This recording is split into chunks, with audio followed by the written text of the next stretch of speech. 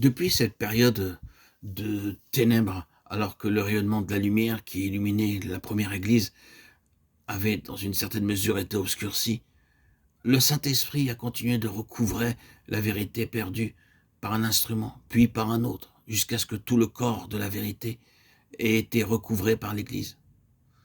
L'attention des saints a été attirée au début du siècle sur le besoin d'un ministère corporatif, et cette vérité a été de nouveau soulignée, aujourd'hui encore. Mais cependant, la mise en pratique de cette vérité n'a pas été entièrement réalisée. Recouvrer la doctrine du ministère corporatif, c'est une chose.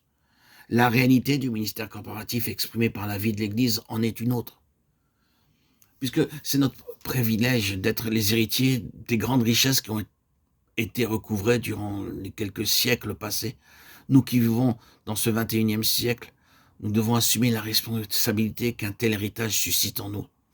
Toute cette richesse ne nous est pas seulement accordée pour nous-mêmes, mais pour que l'Évangile puisse progresser.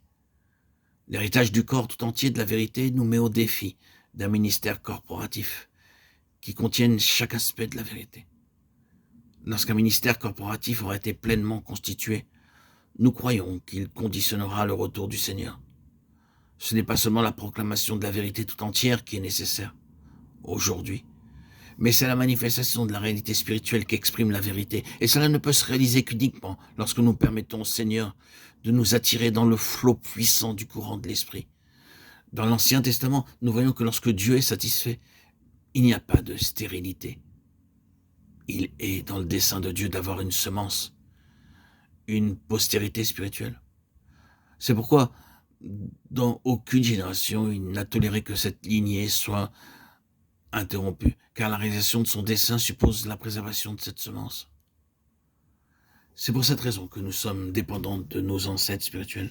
Nous n'avons pas seulement besoin d'accepter l'héritage qu'ils nous ont transmis, mais nous avons aussi la grande responsabilité de le transmettre. La question aujourd'hui n'est pas le courant de l'esprit coule-t-il dans notre génération, mais voulons-nous, vous et moi, frères et sœurs en Christ, chers amis auditeurs, auditrices, être dans ce courant?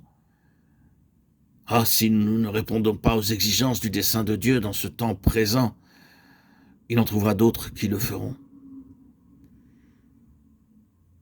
Où est le sceau de l'esprit aujourd'hui? Où est l'autorité spirituelle? Est-elle avec nous ou n'y est-elle pas? Si nous avons cette autorité de l'esprit, frères et sœurs en Christ, nous serons alors dans ce courant qui coule toujours en avant.